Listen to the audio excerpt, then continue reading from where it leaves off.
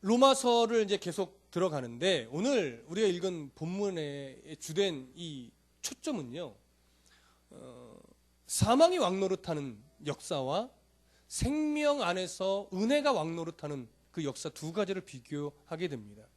사망 안에서 왕노릇하게 된 이유는 한 사람의 범죄로 말미암은 거예요. 그러나 은혜가 생명 안에서 왕노릇하는 것은 또 한 사람의 의로운 행위 때문에 그렇습니다. 그래서 한 사람과 한 사람이 비교돼요. 누구와 누구죠? 아담과 예수 그리스도입니다. 그리고 한 사람으로부터 온 죄, 사망 이것과 한 사람으로부터 오는 은혜 이것을 또 비교합니다. 그래서 한 사람으로부터 오게 된 사망이 왕노릇하는 역사와 한 사람으로부터 오게 된 은혜가 생명 안에서 왕노릇하는 이 역사를 지금 오늘 12절부터 21절까지 쭉 비교해 내고 있습니다. 그럼 우리는, 예수를 믿는 우리는 사망이 왕노릇하는 그 속에 속한 무리일까요? 생명이 왕노릇하는 그 속에 속한 자들일까요? 당연합니다. 우리는 생명이 은혜 안에서 왕노릇하는, 은혜 안에서 생명이 왕노릇하는 그 속에 속한 자들입니다. 그래서 먼저는 하나님의 은혜가 그 생명 안에서 우리의 삶을 통치하며 왕노릇합니다. 그러나 그 통치를 받은 우리는 또 이 세상 속에서 생명 안에 우리가 왕노릇해야 되는 존재입니다. 이 부분에 대한 내용은 이제 뒤에 가면 더 구체적으로 말씀을 드리게 될 텐데요. 그래서 오늘 우리는 생명 안에서 왕노릇해야 되는 그 존재로서 왜 사망이 왕노릇하게 되는 역사가 일어났느냐, 이것에서부터 이제 초점을 맞춰 들어가는 겁니다. 왜 이 초점이 중요하느냐? 로마서 1장에서는 바울이 자신에 대해서 소개하면서 결국 예수 그리스도를 드러냈고, 그러면서 1장에서는 이방인들이 죄 없다라고 부인할 수 없다, 이것을 이방인들의 죄를 끄집어냈어요. 2장으로 들어가면서 그렇다고 해서 유대인들이 그 죄에서 자유로울 수 있느냐? 그럴 수 없다라고 하는 거예요. 그 3장으로 넘어오면서 그렇기 때문에 의인은 이방인이건 유대인이건 할 것 없이 누가 구원에 이르는 백성이냐? 믿음으로 의롭다 하심을 받는 것이다 라고 하는 것을 드러냈어요. 그리고 4장으로 넘어서 뭐 했어요? 이신칭의를 가르치셨죠. 그러면서 아브라함과 다윗의 예를 들어서 이신칭의 믿음으로 의롭다함을 인정을 받는 그 초점에 대해서 아주 여러 번에 걸쳐서 4장을 통해서 말씀을 하셨습니다. 그러고 나서 5장으로 넘어오면서 우리는 그 이신칭의를 얻은 자로서 하나님과 어떠한 관계가 된 자라고 그랬어요? 화평한 관계가 됐어요. 그래서 그 화평한 관계를 뭐 하라고요? 누리라는 말씀을 5장 첫 번째 앞부분에서 나오면서 그 말씀을 드렸던 거예요. 근데 이 말씀을 듣는 첫 번째 독자들이 칭의를 받은 백성으로서 하나님과 화평을 누려야 되는데 이 누림이 자칫 추상적이 될 수 있어요. 그래서 하나님 안에서 회복된 화평을 누린다는 게 뭐냐? 이런 걸 조금 더 세밀하게 가르치기 위해서 그것은 생명 안에서 왕노릇하는 삶이 되어야 된다라는 걸 이제 구체적으로 찝어가는 거예요. 그러기 위해서 어떻게 하는 거예요? 오늘 본문에서 아담의 한 사람의 범죄부터 다시 끄집어내는 겁니다. 그래서 한 사람의 의로운 행위까지 연결해서 그래서 우리는 사망이 왕노릇하는 그 속에 속한 자가 아니라 은혜가 생명 안에서 왕노릇하는 그 속에 속한 자로서 우리는 그 은혜를 덧입어 뭐 해야 된다? 생명 안에서 왕노릇하는 성도의 삶을 살아가야 된다라고 하는 거예요. 구체적으로 그런 초점으로 흘러갑니다. 자, 그러면 오늘 우리가 집중적으로 볼 절은 어디냐? 12절입니다. 12절 한번 다 같이 읽어보겠습니다. 시작. 그러므로 한 사람으로 말미암아 죄가 세상에 들어오고 죄로 말미암아 사망이 들어왔나니 이와 같이 모든 사람이 죄를 지었으므로 사망이 모든 사람에게 이르렀느니라. 한 사람의 죄를 이야기하고 있고 한 사람의 죄로 말미암아 사망이 들어온 것을 이야기하고 있습니다. 자, 그러면 우리가 알다시피 여기서 말하는 한 사람은 분명히 아담을 말하는 것이고 그 한 사람이 범한 죄는 뭐예요? 아담이 범한 죄예요. 그 죄는 어떤 죄입니까? 선악과를 따먹은 죄이죠. 자, 아담은 계속해서 여러 번 말씀드렸지만 아담은 인류의 첫 번째 조상이지만 아담은 첫 번째 조상이라는 의미보다 어떤 조상이요? 인류의 대표로서의 조상입니다. 그래서 하나님께서는요, 아담을 인류의 대표로 지으시고 나서 동산 중앙에 뭘 세우셨냐면 선악과를 세워 놓으셨어요. 그러면서 뭐라고 아담에게 말씀하셨냐면 동산 내의 모든 실과는 다 따먹어라. 네가 먹을 수 있는 건 다 먹어라. 근데 뭐만 먹지 말아라? 선악과만 먹지 말아라. 먹으면 분명히 정령 죽는다. 정확하게 계약을 맺어 주셨습니다. 근데 이 계약을 맺고 나서 얼마나 지났는지는 알 수 없어요. 성경이 기록하고 있지 않기 때문에. 그러나 얼마 지나지 않아서 아담은 하와와 함께 그것을 따 먹어버리고 말았습니다. 그래서 가끔은요, 이렇게 말하는 분들이 종종 생겨요.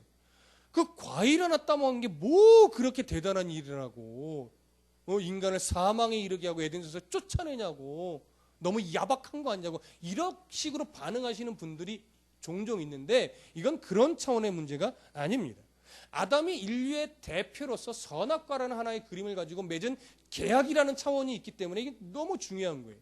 그러면 이 계약이 어떠한 영향이 있느냐? 한 가지 먼저 좀 짚고 넘어가 보십시다.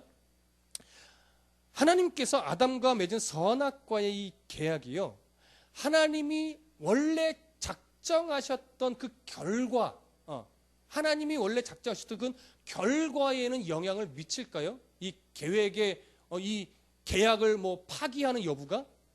그거는 아니에요. 이 계약을 아담이 제대로 지키느냐 못 지키느냐에 따라 하나님이 인간에게 주시고자 하는 궁극적인 결과는 영향을 미치지 않습니다. 이걸 많은 사람들이 놓쳐요. 결과에는 영향을 미치지 않는 계약이에요. 그러나 결과를 이루어가는 과정에는 영향을 미칠까요? 안 미칠까요? 영향을 그건 미치는 거예요. 하나님이 능력이 없어서 그렇게 해놨느냐? 그게 아니라는 거예요. 하나님은 그렇게 안 하실 수도 있지만 하나님의 우리가 측량할 수 없는 깊고 넓은 계획 속에서는 그렇게 하는 것이 더 좋기 때문에 그렇게 하신 거예요. 근데 사람은 자기의 지식 한계를 갖고 그게 왜 좋은데 자꾸 이렇게 묻는 거예요. 우리가 설명해도 알 수 없어요. 우리 지식의 밖의 일이란 말이에요. 그래서 하나님의 선하신 뜻 안에서 그 결과에는 전혀 진역을 미치지 않습니다. 그래서 인간의 범죄가요, 하나님의 작정하심에 어떤 영향을 미친 것이 아니에요. 다만 하나님의 선하신 뜻 안에서 그 결과를 이루어가는 과정에는 영향을 미친 거예요. 무슨 말씀인지 이해되시죠? 자, 그러한 계약이었어요. 근데 이 계약 안에 담겨진 중요한 의미는 뭐냐면, 네가 하나님이 만들어 놓은 이 세계를 정말 마음껏 즐기면서 살으라는 거예요. 마음껏 영원토록 즐기면서 살아라. 그러나 너의 존재가 하나님 밑에 있다라는 것만 잊지 말아라라고 하는 거예요. 다시 얘기하면 네가 누구 밑에 있는 존재인지만 잊지 않고 바르게 인정하고 하면서만 살면 이 에덴 동산에서 얼만큼 살 수 있어요? 영원토록 살 수 있는 거예요. 죽지 않고. 무슨 말씀 이해되시죠? 죽지 않고 영원토록. 이게 어떠한 관계이니까 가능한 거예요? 아직 하나님과 화평한 관계이기 때문에 이게 가능한 거예요. 하나님과 화평한 관계 안에서는 우리에게 영원한 삶이 뭐예요? 보장되어 있는 거예요. 계약을 지키는 그 안에서. 계약을 지킨다는 건 결국 뭘 얘기하는 겁니까? 하나님의 통치를 받는 존재임을 잊지 않는다라고 하는 거예요. 내가 하나님의 다스림을 받는다. 하나님 다스림 받기를 거절하지 않는다. 이런 의미가 그 안에 담겨 있는 거죠. 그러니까 망각하지만 않으면 되는 거예요. 근데 결과적으로 어떻게 됐어요? 선악과를 따먹어 버렸죠. 불순종이죠. 계약 파괴입니다. 하나님을 왕으로 섬기기를 거절한 거예요. 하나님의 통치 아래 살기를 싫어한 거예요. 그래서 이게 뭐가 되는 거예요? 죄가 되는 거예요. 하나님의 통치를 거절함으로 말미암아, 불순종함으로 말미암아 이것이 죄가 되는데 왜 죄가 될 수밖에 없느냐? 하나님과의 화평했던 관계가 어떻게 해요? 어그러진 거예요. 깨진 거예요. 그래서 죄라는 것이 하말티아라고 그랬잖아요. 죄가 뭐라고요? 하나님과의 관계가 깨어진 상태가 죄라는 거예요.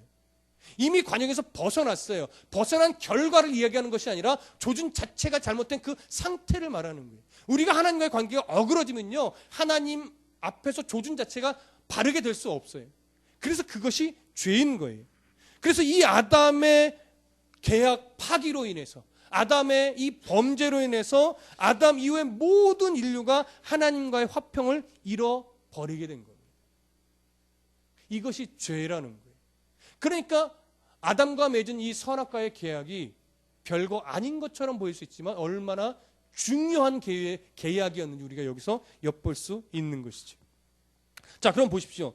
이렇게 하나님과의 관계가 깨어져 버린 계약 파기의 이 불순종의 죄로 인해서 인간은, 모든 인류를 포함한 인간은 심판을 받게 된 거예요.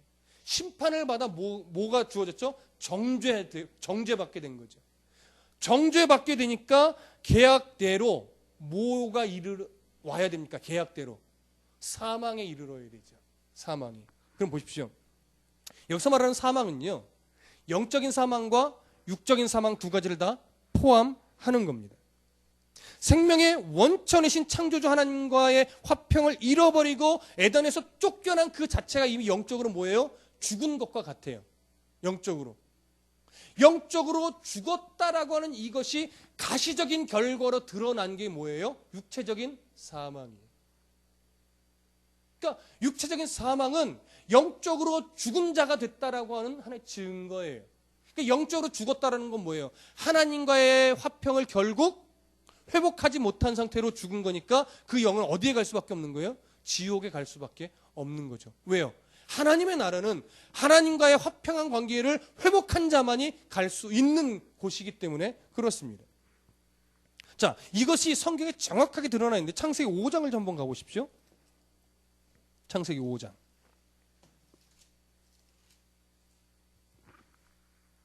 창세기 5장에 가보시면 1절에 이렇게 되어 있어요. 이것은 아담의 계보를 적은 책이니라. 하나님이 사람을 창조하실 때에 하나님의 모양대로 지으시되 남자와 여자를 창조하셨고 그들이 창조되던 날에 하나님이 그들에게 복을 주시고 그들의 이름을 사람이라 일컬으셨더라. 아담은 130세에 자기 모양 곧 자기의 형상과 같은 아들을 낳아 이름을 셋이라 하였고 아담은 셋을 낳은 후 800년을 지내며 자녀들을 낳았으며 그는 930세를 살고 죽었더라. 그리고 나서 뒤에부터 누가 누구를 낳고 900 몇 세를 살고 죽었더라. 또 누가 누구를 낳고 900 몇 세를 살고 죽었더라. 쭉쭉쭉 가면서 가장 오래 산 사람이 누구예요? 무두셀라. 969세를 살고 죽었더라. 그래서 몇 세를 살고 죽었더라고 하는 요 동일한 문장이 계속 뭐예요? 반복되고 있습니다. 자, 이게 왜 중요하느냐? 우리는 처음에 성경을 읽을 때요, 이 5장에 딱 접하면 깜짝 놀래요. 900살을 넘게 살았어? 우와, 이게 말이 돼? 사실일까? 나도 이만큼 살 수 있을까? 뭐 이런 것들 있잖아요. 야, 900세는커녕 100세는 넘길 수 있을까? 뭐 이런 거. 응. 근데 여러분, 우리가 이 900세를 넘겼다는 것에 놀라게 되지만 성경은요, 그런 차원으로 놀래키기 위해서 쓰여진 것이 아니에요. 왜냐하면 모두가 다 몇 살을 넘기지 못하고 죽어요? 1000살을 넘기지 못하고 죽었다는데 아주 중요한 의미가 있는 거예요. 당시에, 고대 이 당시에 1000이라고 하는 숫자는요, 영원이라고 하는 개념과 동일했어요. 옛날에는 600만 불의 사나이, 엄청난 거였잖아요. 오늘날 600만 불의 사나이면 에게 이렇게 되죠. 그때마다 다른 거란 말이에요. 100만 장자가 최고였다면 지금은 억만 장자도 눈에 안 들어오잖아요. 그러니까 근데 이때는 1000이라는 숫자가 최고의 숫자였어요. 영원이라는 의미예요. 그러니까 결국 뭐냐면 사람은 아담의 범죄 이후에 영원히 살 수 있는 존재가 있다 없다? 없다라는 걸 보여주는 거예요. 그러니까 우리가 900세라는 것에 놀라지만 성경 그것에 놀라는 것이 아니고 어느 누구도 범죄한 이후에 영원히 살 수 있는 존재가 되지 못했다라고는 안타까운 사실을 기록해낸 거예요. 그러니까 우리는 여기서 속상해야 돼요. 아이고, 969세밖에 못 살고 죽었어? 영원히 살 수 있었을 텐데. 이런 속상함이 있어야 되는 거예요. 그렇죠? 사뭇 우리가 처음 성경을 접했을 때랑 다른 시각으로 바뀔 수밖에 없는 거죠. 자, 이것이 바로 뭡니까? 아담의 범죄 이후에 우리에게 닥친 결과입니다. 육체적인 사망에 이르게 됐고 육체적인 사망은 결국 영적인 사망의 증거가 되게 된 것입니다. 자, 이것이 바로 죄의 결과인데 그러면 우리 영적인 사망에서 조금만 더 구체적으로 좀 살펴보시고 넘어가시죠. 영적인 사망은요, 우리가 단순하게 지옥에 가는 존재가 됐다 이렇게만 이해하시면 조금 얕습니다. 그런 차원으로만 볼 수 있는 것이 아니라 우리는 분명히 아담의 범죄로 인해서 영적인 사망까지 이르는 지옥의 존재가 됐음은 될 것이 아니라 됐음은 분명합니다. 모두가 다 지옥에 가는 존재입니다. 그러나 영적인 사망이 가지고 있는 근본적인 의미는 뭐냐면 우리의 영이 하나님의 은혜에서 단절됐다는 데 더 큰 의미가 있습니다. 하나님의 은혜에서 단절된 존재, 하나님과의 화평이 깨어진 존재가 됐다라고 하는 이 사실이 더 중요하다는 겁니다. 자, 왜냐하면 사람이라는 존재는요, 하나님으로부터 하나님의 은혜와 능력이 공급되어질 때만이, 하나님의 보호하심이 우리 가운데 늘 거할 때만이 온전한 삶을 살 수 있는 존재입니다. 근데 이 모든 것이 다 사라져 버렸어요. 그러니 인간의 삶이 온전할 수 있을까요? 온전할 수 없어요. 왜냐하면 왜 온전할 수가 없냐면 하나님의 은혜가 거두어져 감에 따라서 그 자리를 누가 꿰차게 되냐면 사망이 왕노릇하면서 그 권세를 꿰차버리는 거예요. 사망이 왕노릇하여 그 권세를 꿰차니까 모든 사람이 누구의 권세 아래서 종노릇합니까? 사단의 권세, 사망의 권세, 죄와 사망의 왕노릇에 우리가 굴복할 수밖에 없는 존재로서 그 영향을 받고 살 수밖에 없는 존재로 바뀌어버린 거예요. 정말 중요한 건 뭐냐면 그럼에도 불구하고 사람은 그 사망의 왕노릇하는 것을 이겨낼 수 있는 능력이 있다 없다? 없다라고 하는 거죠. 능력이 그런 능력은 없는 존재이기 때문에 철저하게 뭐가 필요하냐면 하나님의 은혜와 능력의 공급과 돌보심이 철저하게 필요한 존재예요. 그래야만 사망이 우리에게 왕노릇하는 손길을 뻗칠 수 없고, 그러기 때문에 사망이 우리를 왕노릇하지 못하니까 우리가 하나님의 은혜 안에서 온전한 삶을 살아갈 수 있는 거예요. 그러니까 이 하나님의 은혜 속에서 살아가는 것이 얼마나 중요한지 우리가 다시금 생각해 보게 됩니다. 그래서 어쩔 수 없이 죄의 지배를 받으며 살아갈 수밖에 없는 그런 죄된 인생을 사는 존재가 되어버렸는데, 자, 오늘 다시 본문으로 좀 돌아가셔서 로마서 5장 12절 중간을 좀 보십시오. 12절 중간에 보시면 이렇게 되어 있습니다. 이와 같이, 그러니까 죄로 말미암아 사망이 들어왔나니 이와 같이 모든 사람이 죄를 지었으므로 사망이 모든 사람에게 이르렀느니라. 여기 보시면 모든 사람이 죄를 지었으므로 과거형으로 기록되어 있어요. 근데 왜 이게 과거형으로 기록되었다는 것이 중요하냐면 이 범주 안에는요, 아직 태어나지 않은 자들까지도 다 포함하고 있기 때문에 중요합니다. 아직 태어나지 않고 앞으로 태어날 모든 존재까지도 이 말에 다 걸리는 거예요. 모든 사람이 죄를 지었으므로 사망이 모든 사람에게 이르렀다. 그러면 여기서 말하는 모든 사람이 지은 죄는 뭐겠습니까? 여기서 말하는 죄는요, 사람이 어떤 행위로 짓게 되는 그러한 죄를 말하는 것이 아니에요. 그런 죄를 의미하는 것이 아니라 아담의 범죄로 인해서 모든 인류가 하나님과의 화평을 잃어버리게 되고 그로 인해서 죄와 사망의 권세 아래 통치를 받는 존재가 된 그 상태, 이 상태에 놓여져 있게 되었기 때문에 그것이 죄고 그것으로 인해서 모두가 다 사망에 이르게 되는 겁니다. 그러니까 보십시오. 앞으로 태어나게 될 모든 사람들도 다 이런 상태에 놓여 있기 때문에 사람은요, 이럴 수는 있어요. 착한 구석은 있을 수 있어요. 그렇죠? 착한 구석은 있을지 몰라도 하나님의 은혜가 없이는 온전하게 의로운 자가 있을 수 없기 때문에 그들은 모두 살면서 갖게 되는 이 죄된 흔적들이 증거가 되어 모두가 다 하나님과 어그러진 관계에 속한 존재구나, 사망의 왕노릇하는 그 수하에 있는 존재구나, 이렇게 증명이 되어 모두가 다 어디에 갈 수밖에 없어요? 지옥에 갈 수밖에 없는 존재가 되는 거예요. 그러니까 우리가 살면서 행하는 모든 허물들, 생각으로 짓는 허물들, 행동으로 짓는 허물들, 말로써 짓는 허물들, 이런 것들이 우리가 사망의 왕노릇을 받고 사망의 통치를 받고 있는 존재임을 증거하고 있는 것들이에요. 여러분 아시잖아요, 그렇죠? 태어난 아이들만 봐도 알잖아요. 응? 잘못을 가르쳐주지 않아도 어찌나 그렇게 속썩이는지, 그렇죠? 응. 욕을 여러분 자녀들에게 욕 가르쳐 주신 적 있어요? 그런데도 어찌나 그렇게 욕을 잘하는지. 응? 열받으면 형 때려라 이런 거 가르치신 적 있어요? 없는데도 어찌나 그렇게 형한테 잘 대드는지. 응. 짜증나면 부모에게도 막 대들어라 가르쳐서 보신 적 있습니까? 아닌데도 어찌나 그렇게 좀 자기 이 마음에 안 들면 부모에게 짜증을 내는지. 요즘 저희 집사람도 종종 폭발을 합니다. 안 되면 이제 저를 부르죠. 그러면 모든 거 다 금지 막 이런 특별 조치를 하면 드디어 이제 눈물이 뚝뚝뚝 하면 잘할 거지 또 은혜를 베풀고 늘 뭐 이게 반복이긴 하지만 여러분 그게 어릴 때부터 우리는 어쩔 수 없이 보여져요. 그렇죠? 죄의 흔적들이 가르치지 않아도 잘하는 흔적들이 설교를 준비하면서 어느 책에 보니까 이런 기록이 좀 있습니다. 펜실베니아주의 어떤 대법원의 판사가 이런 말을 했다고 해요.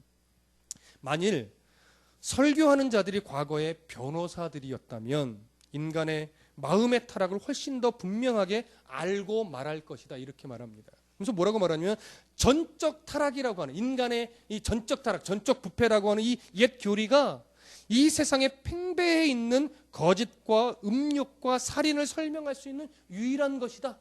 이렇게 이야기를 합니다. 그러면서 또 뭐라고 말하냐면 교육과 교양과 심지어 고도의 재능까지 마음에 갖고 있으면서도 우리의 본성 구석구석을 점령하고 있는 악의 경향들을 우리는 극복할 수 없다. 너무나 정확한 표현인 것 같아서 제가 소개를 했습니다. 로마서에도 똑같은 표현을 하고 있습니다. 로마서 1장 32절로 다시 좀 뒤에 짚어보시죠. 로마서 1장 32절 함께 읽어보겠습니다. 로마서 1장 32절 함께 읽습니다. 시작. 그들이 이 같은 일을 행하는 자는 사형에 해당한다고 하나님께서 정하심을 알고도 자기들만 행할 뿐 아니라 또한 그런 일을 행하는 자들을 옳다 하느니라. 나쁜 거, 죄된 거, 또 하나님 신적인 존재가 싫어한다는 것 몰라서 그런 짓을 하는 것이 아니라 알면서도 죄 안에 영향을 받으며 살아가는 존재이기 때문에 그 짓을 한다고요. 또 하면서 육체적인 쾌락과 만족을 느끼니까 그것 괜찮아 좋은 거야. 뭐 필요하면 하는 거지 뭐 하면서 그런 것들을 정당화하고 오히려 합리화하고 또 그런 것을 하는 자들을 더 우러러 보게 되는 뭐 이런 사회적인 경향들이 일어난단 말이에요. 이것이 바로 하나님과의 화평을 잃어버린 사람의 본질인 겁니다. 죄와 사망의 통치 아래서 굴복할 수밖에 없는 인생이기 때문에 어쩔 수 없어요. 그래서 우리의 삶을 보면 죄의 흔적이 가득 묻어나는 것입니다. 이것이 사람이 가지고 있는 연약함입니다. 근데 이런 연약함을 우리는 예수 믿어도 다 갖고 있어요. 근데 하나님이 그런 연약함 우리를 그냥 내버려 두실까요? 너는 연약해서 안 되겠다. 너는 아무리 가르쳐도 늘 죄 짓고만 사는 거라 이러고 우리를 내동댕이 쳐버릴까요? 아니요. 다시 로마서 5장으로 가보십시다. 우리 저번 주에 나눈 말씀이지만 로마서 5장 6절 함께 읽어보겠습니다. 시작. 우리가 아직 연약할 때에 기약대로 그리스도께서 경건하지 않은 자를 위하여 죽으셨도다. 연약할 때, 그렇죠? 우리가 아직도 죄성 가득할 때, 우리의 죄와 악이 아주 극에 달할 때에 그때에도 하나님은 우리를 버리지 않고 기약대로 예수 그리스도를 죽음에 내어 주셨다라고 하는 거죠. 그렇죠? 그때도 내어 주셨는데 지금 우리를 버리겠느냐 이거죠. 근데 참 중요한 구절이 나와요. 기약대로 하나님의 작정하신 대로 우리가 오늘 드렸던 말씀으로 좀 기억을 더듬어 보면 이거죠. 아담의 그 계약 파기가 하나님이 작정하신 결과에는 영향을 미친다 안 미친다? 안 미친다. 그러니까 오늘 이 기약되는 것은 뭐냐면 그 하나님의 결과적인 복을 이루기 위해서 그 약속을 이루기 위해서 오늘 예수 그리스도를 하나님이 그 약속대로 보내주셨다라고 하는 거예요. 그러니까 하나님의 작정하시면 전혀 영향도 미치지 않고 변개함이 없으셨다라고 하는 거죠. 그래서 그 기약대로 예수 그리스도를 보내주셨어요. 그래서 결국 하나님의 작정하심이 성취된 겁니다. 그렇기 때문에 우리는 아담이 계약을 파기하여 우리는 사망의 종로로 타는 존재가 됐지만 그러나 인류를 향한 하나님의 원래 계획에는 영향을 미치지 않았기 때문에 우리는 하나님과의 관계를 회복할 수 있었습니다. 왜 그렇게 될 수 있었느냐? 우리가 먼저 하나님을 사랑한 것이 아니라 하나님이 먼저 우리를 사랑했기 때문에 그렇습니다. 여러분 이게 굉장히 큰 겁니다. 여러분. 내가 죄를 거절하고 하나님을 사랑했기 때문에 하나님, 그래 네 행위가 참 귀하다. 내가 너를 사랑한다. 이게 아니라는 거예요. 아무 이유 없이 하나님 먼저 우리를 먼저 사랑하셨어요. 먼저 사랑하시고 먼저 어떤 계획을 했느냐? 인간에게 최고의 복을 주겠다라고 하나님 이미 작정하신 거예요. 그 큰 틀은 태초부터 변함이 없어요. 그런데 그런 약속과 그런 하나님의 어떤 작정하심의 대상이 된 인간이 범죄하여 죄악 가운데 거하게 된 것이죠. 그러나 먼저 사랑하신 하나님은 그런 우리를 포기하거나 버리시지 않고 원래 작정하신 복을 주기 위해 인간의 역사 속에 친히 개입하시고 간섭하셔서 우리에게 하나님의 사랑을 계속하여 확증하여 보여주시는 거고, 그 확증의 절정이 누구였느냐? 예수 그리스도, 그분의 십자가의 죽음이 하나님, 우리를 향한 하나님의 사랑의 확증이었다라는 것을 계속 로마서에서 증거하고 있는 내용이었습니다. 자, 다시 로마서 5장 1절을 보시죠. 로마서 5장 1절 함께 읽습니다. 시작. 그러므로 우리가 믿음으로 의롭다 하심을 받았으니 우리 주 예수 그리스도로 말미암아 하나님과 화평을 누리자. 자, 이렇게 하나님이 기약대로 예수님을 죽음에 내어 주셨기 때문에 그 기약대로 내어주신 사랑을 우리가 인정하고 믿기만 하면 하나님 우리를 의롭다고 인정해 주십니다. 그래서 이렇게 된 칭의로 인해 우리가 하나님과의 관계가 회복되어 화평한 관계가 된 것이고, 우리는 그 화평을 뭐 하는 자가 되어야 되는 거예요? 누리는 자가 되어야 하는 겁니다. 자, 그러면 이 하나님과의 화평을 누리게 되었다라고 하는 것은 누구로 인해 잃어버린 것을 회복한 거예요? 한 사람의 범죄, 아담의 범죄로 말미암아 잃어버렸던 하나님의 관계를 회복하는 겁니다. 그러니까 우리는 더 이상 죄와 사망의 권세에 그 통치의 지배를 받는 존재입니까? 안 받는 존재입니까? 안 받는 존재. 이거 분명합니다, 여러분. 잊지 마세요. 우리는 더 이상 죄와 사망의 통치 아래 놓여 있는 자들이 아니에요. 그런데 왜 우리는 여전히 죄의 흔적이 아직도 가득할까요? 이게 중요하죠. 우리는 분명히 죄의 통치를 받는 자가 아니란 말이에요. 그럼에도 불구하고 우리는 아직도 죄의 흔적이 많아요. 왜 그러느냐? 죄의 영향력을 이겨낼 훈련을 받지 않았기 때문에 그렇습니다. 자, 로마서, 우리 계속 좀 되돌아가는 거예요. 로마서 5장 3절부터 5절까지 다시 한번 읽어보겠습니다. 3절부터 5절 시작. 다만 이뿐 아니라 우리가 환난 중에도 즐거워하나니 이는 환난은 인내를, 인내는 연단을, 연단은 소망을 이루는 줄 알미로다. 이 훈련된 신앙, 죄의 영향력을 계속 이겨내면서 예수 그리스도의 성품을 닮아가야 하는 존재이기 때문에 하나님이 우리를 환난 가운데 내어주시는 거예요. 환난 가운데 내어주심으로 인내를 배우게 하고, 인내하는 과정 속에서 우리는 연단된 인격, 예수 그리스도를 닮는 성품을 배우게 됩니다. 그러면서 나를 이렇게 존귀한 자로 만들어 가시는 하나님, 나를 버리지 않고 끝끝내 하나님이 작정하신 복을 주시는 그 하나님에 대한 소망에 확실해서 그 소망 중에 우리가 뭐 할 수 있어요? 즐거워하게 되는 거예요. 그래서 이 연단은 너무나 중요합니다. 그렇기 때문에 여러분, 죄와 사망, 사탄이 참소하는 대상에서 우리가 벗어났어요. 죄에 대한 죄책, 이것은 우리가 벗어난 존재예요. 그러나 우리의 능력은 아직 부족하고 우리 안에 아직도 죄의 유혹에는 넘어질 만큼의 죄의 흔적들이 남아있기 때문에 우리는 그 죄성과 뭐 해야 되는 거예요? 그래서 싸워야 되는 거예요. 이게 훈련이에요. 자, 이 훈련을 지독하게 제대로 받아낸 사람이 구약 성경에 누구입니까? 욥이에요, 여러분. 한번 성경 찾아보시죠. 욥기 23장 10절. 신약 시대만 이런 은혜가 있는 것이 아니라 구약 시대에도 이런 하나님의 은혜가 있습니다. 욥기 23장 10절.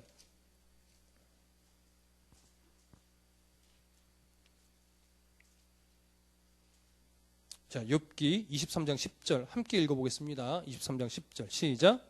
그러나 내가 가는 길을 그가 아시나니 그가 나를 단련하신 후에는 내가 숨금같이 되어 나오리라. 정금같이 되리라. 이런 말씀이죠. 자, 이 말씀이 욥의 이 신앙 고백이 어느 가운데 한 말씀이냐면 하나님께서 훈련시키는 과정 중에 한 고백이에요. 훈련이 끝난 상태가 아니에요. 훈련을 받고 있는 과정 중에 욥이 이런 멋진 고백을 한 겁니다.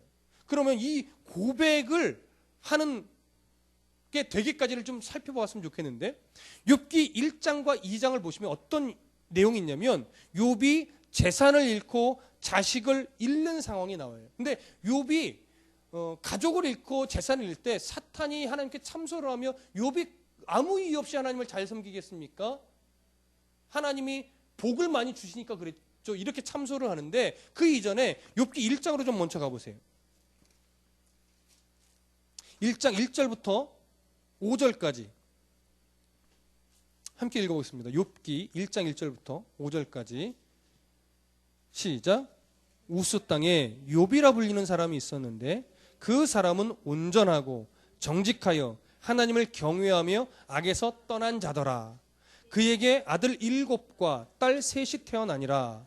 그의 소유물은 양이 7,000마리요 낙타가 3,000마리요 소가 500결이요 암나귀가 500마리며 종도 많이 있었으니 이 사람은 동방 사람 중에 가장 훌륭한 자라. 그의 아들들이 자기의 생일에 각각 자기의 집에서 잔치를 베풀고 그의 누이 3명도 청하여 함께 먹고 마시더라. 그들이 차례대로 잔치를 끝내면 욥이 그들을 불러다가 성결하게 하되 아침에 일어나서 그들의 명수대로 번제를 드렸으니 이는 욥이 말하기를 혹시 내 아들들이 죄를 범하여 마음으로 하나님을 욕되게 하였을까 함이라. 욥의 행위가 항상 이러하였더라.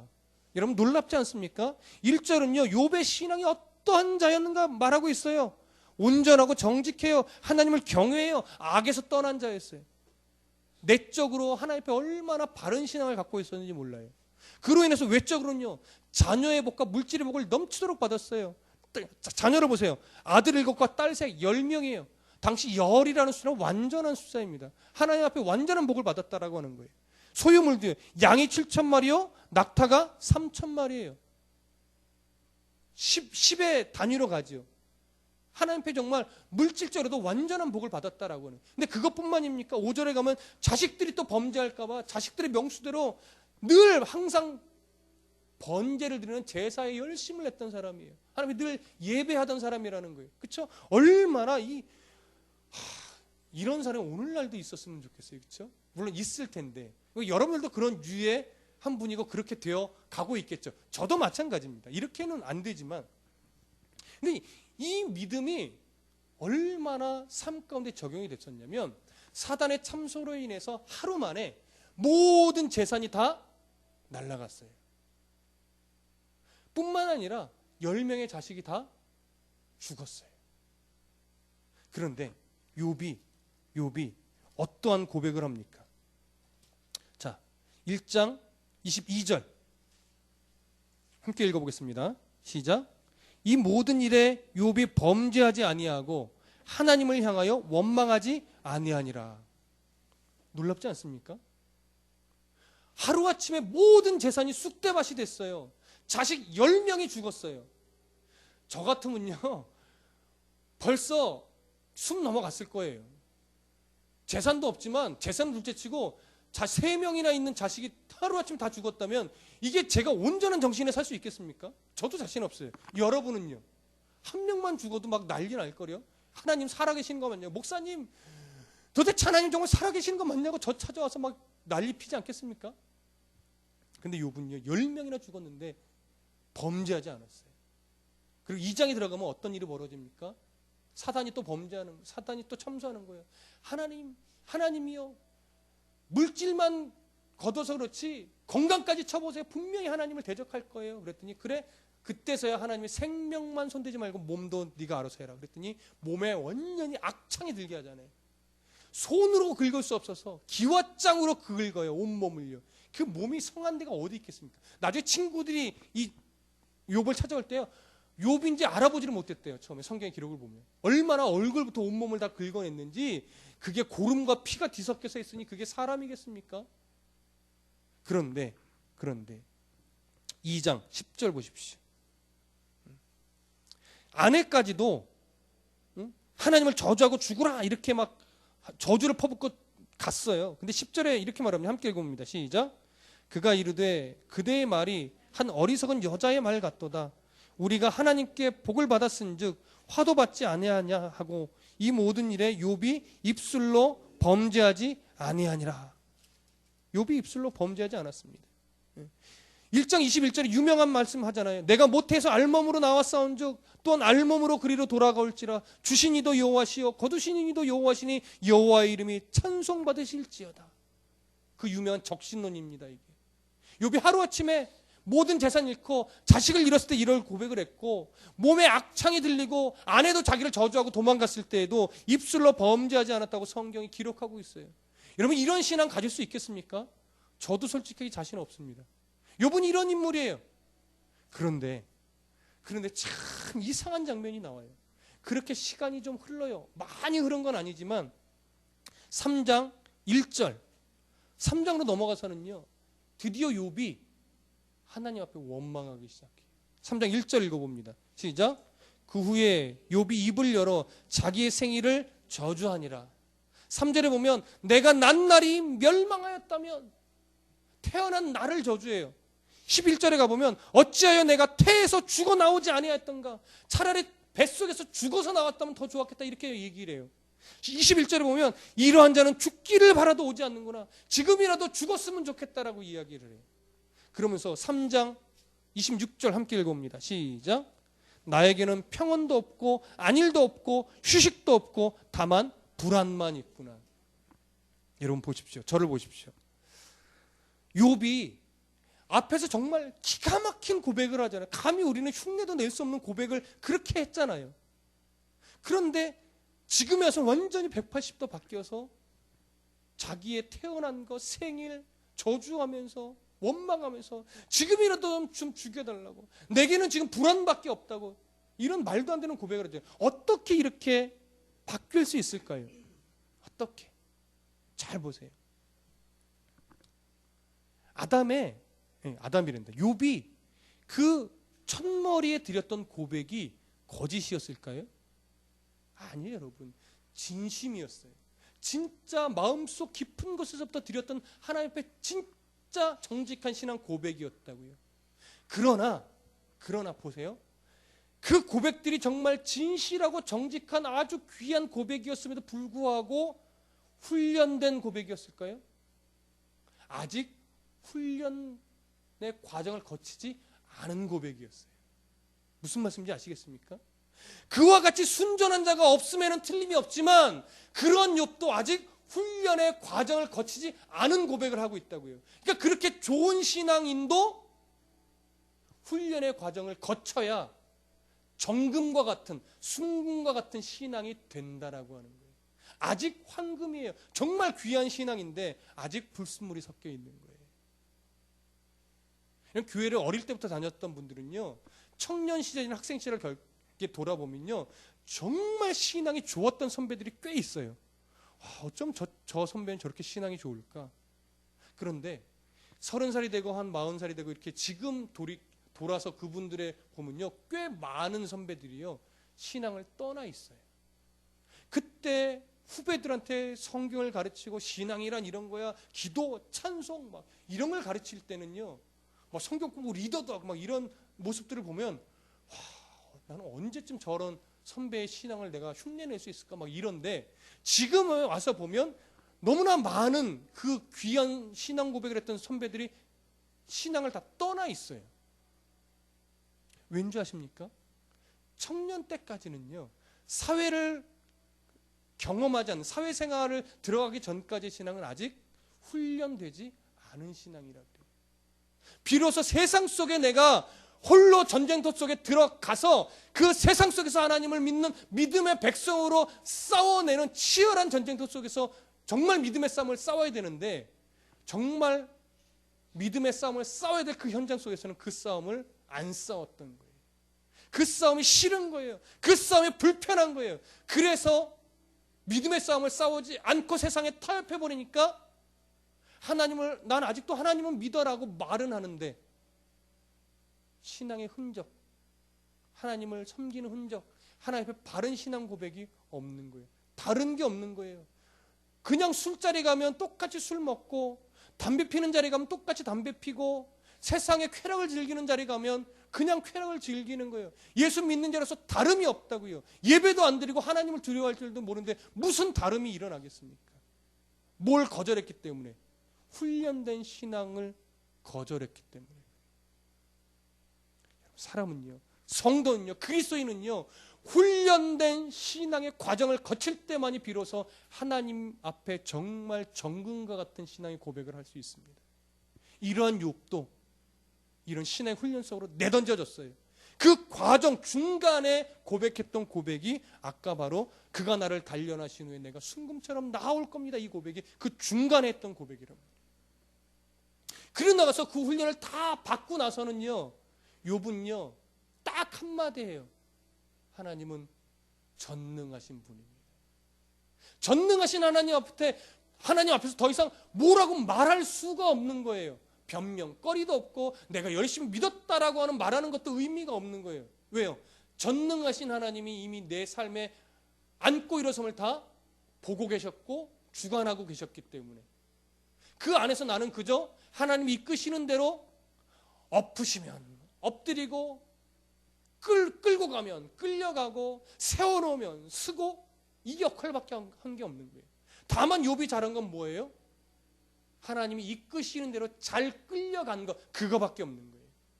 근데 많은 사람들이 그 끌려가는 게 불편하고 싫어서 하나님의 통치를 거절하고 누구 밑으로 가는 겁니까? 죄와 사망의 통치 밑으로 그냥 가버리는 거예요. 왜? 그게 편하고 그게 수월하고 그게 세상적으로 더 유익하니까.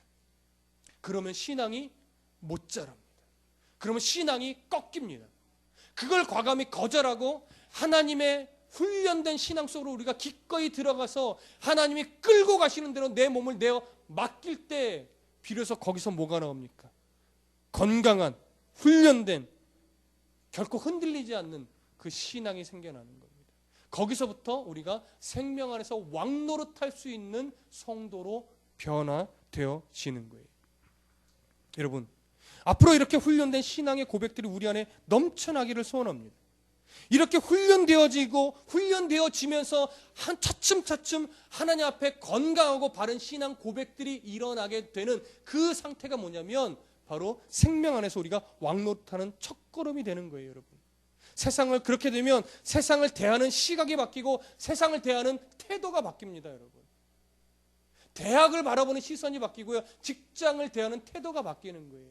어떻게 바뀌어야 되느냐? 다시 창세기 1장 28절로 가보시죠. 오늘 거의 결론입니다. 창세기 1장 28절. 잘 아는 말씀이지만 함께 읽습니다. 창세기 1장 28절. 시작. 하나님이 그들에게 복을 주시며 하나님이 그들에게 이르시되 생육하고 번성하여 땅에 충만하라. 땅을 정복하라. 바다의 물고기와 하늘의 새와 땅에 움직이는 모든 생물을 다스리라 하시니라. 하나님이 세상의 통치자입니다. 하나님이 왕이십니다. 그 하나님이 왕으로서 다스릴 이 세계를 이미 에덴 동산에서 하나님이 누구에게 맡기셨어요? 아담에게 맡기셨단 말이에요. 아담은 세상을 정복하고 다스리는 자예요. 그런데 범죄한 이후에 아담은요, 이 세상을 다스리는 자가 아니라 이 세상에 매여 끌려가는 자가 됐어요. 세상을 섬기는 자가 되어버렸다고요. 우리가 하나님 안에서 화평을 회복하지 못하면 우리도 똑같이 세상에 끌려가요. 세상의 다스림을 받아요. 결국 우리도 돈에 매여 살고 학벌에 매여 살고 명예에 매여 살고 나만 잘 되면 되지 뭐라고 하는 이 세상의 풍조에 우리는 매여 살 수밖에 없어요. 그런데 하나님 안에서 신앙의 훈련을 받아 하나님의 은혜로 훈련된 신앙 고백을 하게 되면서 우리는 점차 세상을 바라보는 다스리는 자의 시각으로 세상을 보게 돼요. 다스리는 자의 안목으로 직장과 자녀와 학업을 바라볼 수 있는 수준이 점차 생겨나는 거예요. 그러면 거기에 매이는 것이 아니라 그걸 통해 어떻게 하나님의 역사를 이룰까라고 하는 다스림의 시각으로 세상을 바라볼 수 있는 수준이 되는 겁니다. 그러면 달라져요. 그러면 바뀝니다. 그러면 태도가 전혀 달라지죠. 그러면 세상을 살아가는 방식도 바뀌어요. 거기서부터 우리는 세상의 왕노릇하는 첫걸음이 시작되는 겁니다. 바라보는 시각이 바뀌지 않는데 어떻게 왕노릇할 수 있겠습니까? 예수를 아무리 오래 믿어도요, 이 훈련된 신앙으로 하나님 앞에 연단되지 않으면요, 세상을 바라보는 시간이 계속 사망에 매여 바라보니까 그것이 전부인 것처럼 살아가는 거예요. 아무리 교회를 오래 다녀도. 그래서 여러분, 훈련된 신앙이 필요합니다. 오늘 훈련받고 계시면 잘 받아내십시오. 불편하다 원망하지 마시고, 하나님이 끌고 가면 끌려가고, 하나님이 세워놓으시면 딱 일어서고, 하나님이 앉으라 하면 앉고, 하나님 멈추라면 멈추고, 하나님 그 과정 속에서 우리가 정금처럼 될 수 있도록 이끄실 거고, 우리가 그렇게 정금처럼 되어질 때 세상을 다스리는 자의 시각으로 바라보면서 생명 안에서 이제 왕노릇하는 성도의 첫걸음을 뛰게 하실 겁니다. 이런 은혜가 우리의 삶에, 또 자녀들의 삶에 가득 채워지기를 소원합니다. 기도하겠습니다.